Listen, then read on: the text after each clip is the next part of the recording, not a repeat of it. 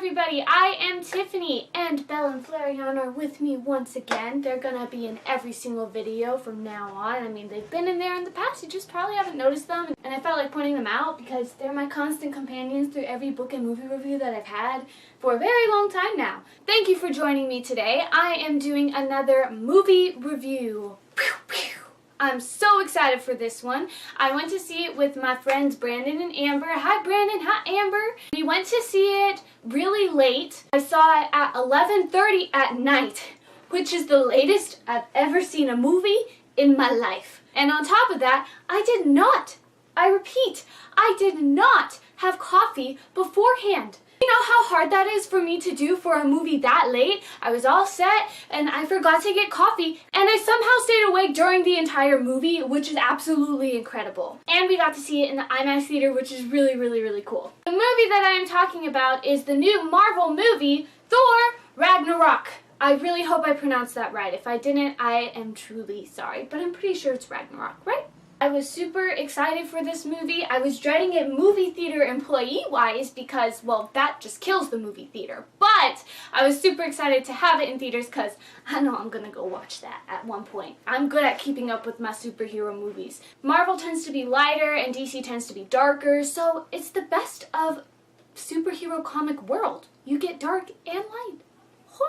I have been getting absolutely fantastic reviews, so I wasn't really too worried about not liking the movie. I always set my expectations not super high just in case, because if it is bad then, well, at least the expectations weren't like, wha-bam! Thankfully though, this movie definitely lived up to my expectations that I did set forth and surpassed them definitely. The only thing that I've heard a little bit is that it wouldn't let it be serious completely on certain moments where they could have very easily made it a very serious moment, and I think that's the tone of Marvel in general, is it tends to be more on the comedic side and lighthearted. I get where that is coming from, so that may bug people a little bit, but in my opinion I think they had a good balance and they had some serious parts in there as well that weren't ruined by a comedic joke or anything like that. All of the actors did an absolutely fantastic job. I absolutely loved this. It was so great to see all the returning characters. If you don't know, Thor has 2 prior movies to this one. I would say if you're really, really, really wanting to see this movie and don't care really about seeing the other movies, I'd say at least watch the first one before you go see this one, just because it gives a lot more backstory on Thor and some of the other characters in the movie as well. It helps lay a good foundation for this movie. The second one, I don't think you necessarily have to see it in order to see this one. It doesn't completely correlate in any way, but I enjoyed the second one. I think I liked the third one actually better than the second one, but overall it was still really, really good. The second one tends to have a darker tone, I think, than the other 2 do. Definitely watch the first and just get a foundation of Thor as a character and then go into Thor Ragnarok. I think that's the best plan if you're not going to see all of the movies. But I'm a completionist person, so if you're a completionist like me, just watch all the movies. It's easier and they're all fun and wonderful because it's Marvel, so come on. Chop chop. For those of you who want statistics, this movie has an 8.2 out of 10 on IMDb right now. Now, since it's still early in its release, it can go up, it can go down, or it can stay exactly where it is. I think it has been staying at that 8.2, 8.3 range for at least the first couple weeks, but again, in a month or so it could drop a little bit more. But as of right now, it has an 8.2, which is a great start, and it hasn't been dipping drastically or raising drastically, which is good, because usually it means it's gonna stick around that area. It is family friendly, there's nothing in there that is super inappropriate. Go and take your kids and have a fun family adventure and love Thor and his hammer. Woo! For those of you who want the actors, it stars Chris Hemsworth, of course, returning as Thor, has Tom Hiddleston as Loki, has Kate Blanchett as Hela, and it has Mark Ruffalo as the Hulk, and Idris Elba is in it again. You have a bunch of your returning characters, which is absolutely amazing. For those of you who want a synopsis, I will try not to spoil you for the other movies. I think I can do it without spoiling. But Thor is coming home to Asgard to see what's up with Asgard, and stuff ensues, and eventually a character comes in named Hela, who is dead set on ruling all of Asgard.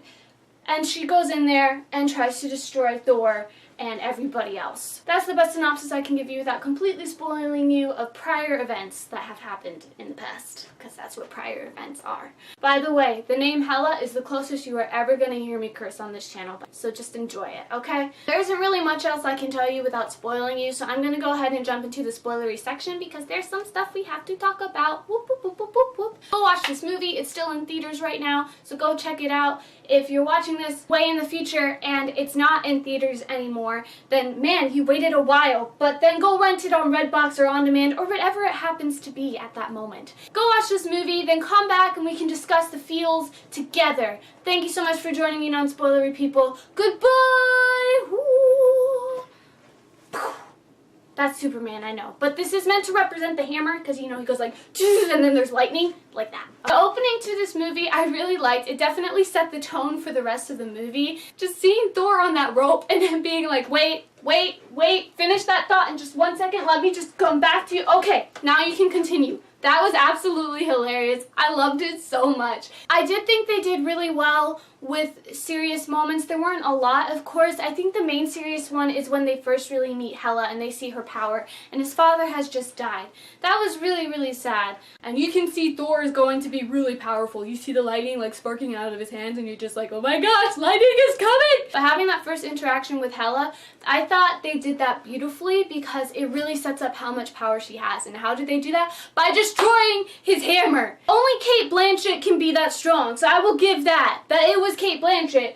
But oh my gosh, you don't destroy the hammer and she just destroyed the hammer. That's not cool. The only moment I wish they could have made more serious or more a big deal out of, and they kind of just glanced over it so they could get to Hela, was the whole thing with Loki portraying their dad on Asgard and ruling Asgard. Because that was a huge thing in the second movie. That's the ending cliffhanger that you get, is Loki transforms into the dad, and Thor thinks it's his dad ruling on Asgard, but it happens to be Loki. And one thing I was really excited about in this movie was seeing Thor figure it out. And I thought it was going to be one of those where they dragged it out somewhat and Thor doesn't realize that's not his dad at first, and then eventually it's revealed and there's this whole huge fight. It ended up that they basically revealed it right off the top of the movie, and then Thor makes Loki tell him where his father is and everything is kind of solved with that, sort of. Thor's still really pissed because Loki depleted his father of all of his powers and that's why he died,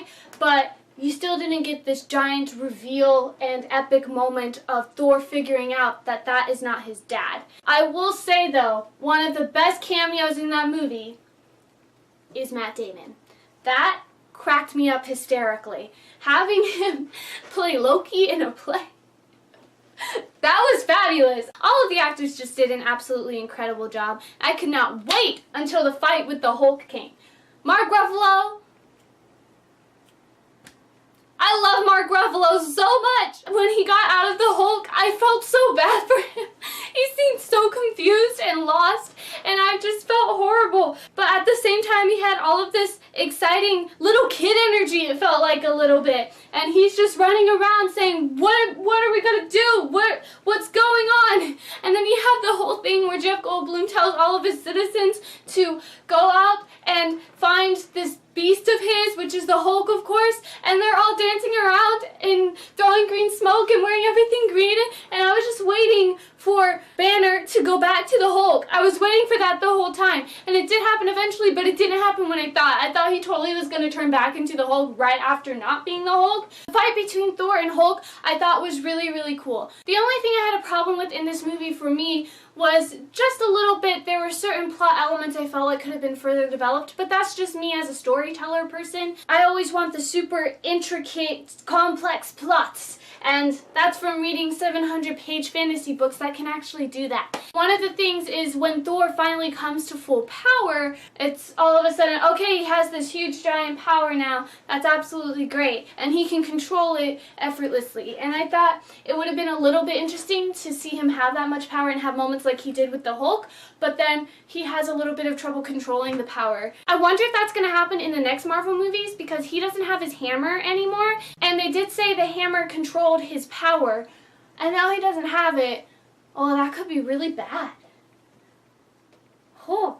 So besides Jeff Goldblum, the other character that was new, that was really introduced, was Valkyrie, who is played by Tessa Thompson. She did an absolutely incredible job, and I loved seeing a kick-butt girl in this movie. I get really annoyed when characters are really stupid.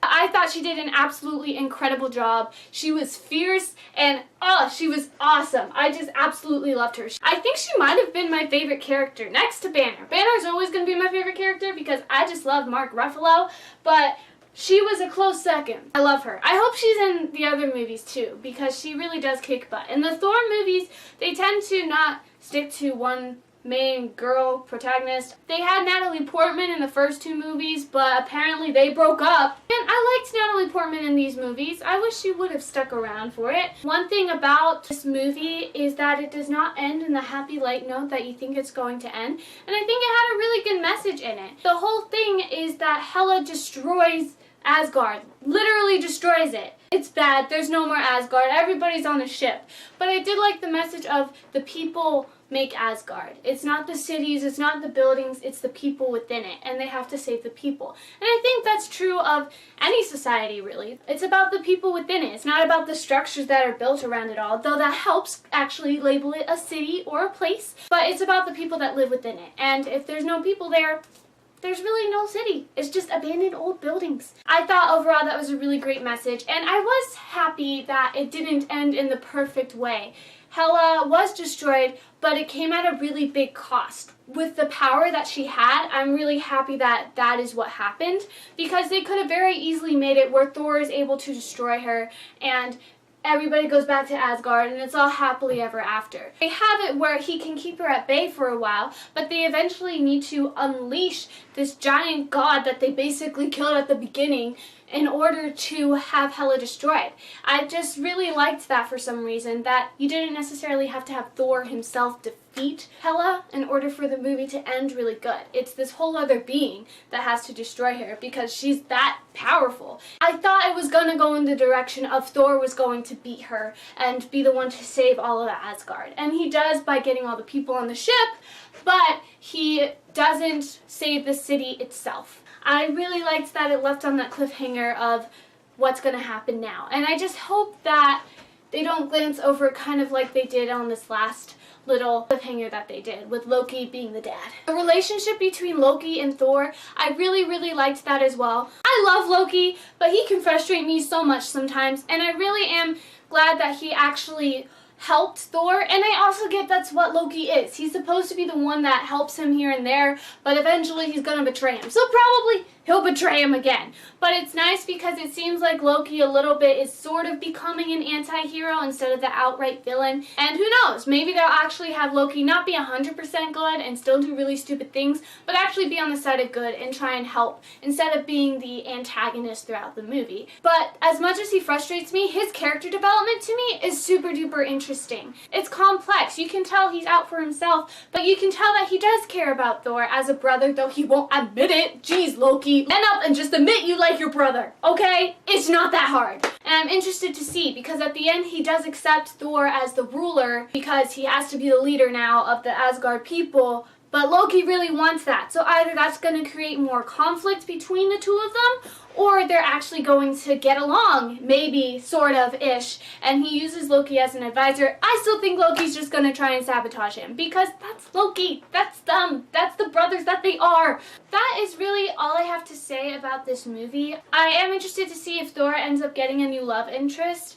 Maybe it's Valkyrie, I'm not sure. This was a really great movie. I had a whole lot of fun with it. I really liked the character development and all of it. And overall, every single actor did a great job. The writing was fantastic. The visuals were stunning. It was a great movie. I definitely highly recommend it, even if you stayed through my spoilers.